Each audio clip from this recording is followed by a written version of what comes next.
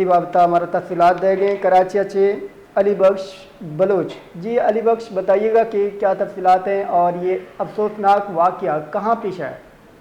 جی بالکل، جیسے کہ میں آپ کو بتاتا چلوں کہ یہ 60 صبح پیٹ سپر ہائی وے تھانے کی حدود میں ایک شہری کو قتل کر دیا گیا جو گلشن معمار جنجال کوٹ کا رہائشی تھا.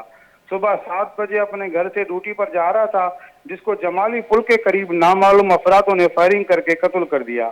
ساتھ میں یہ بھی بتایا جا رہا ہے کہ جہاں بحق ہونے والا شہری پی ٹی آئی سندھ کے صدر علی مدر شیخ کا دیور تھا. پولیس بھی موقع پر پہنچ کے مقتول کی لاش کو شہید عباسی ہاسپٹل پہنچایا اور جہاں پہ علی مدل شیخ بھی پہنچے.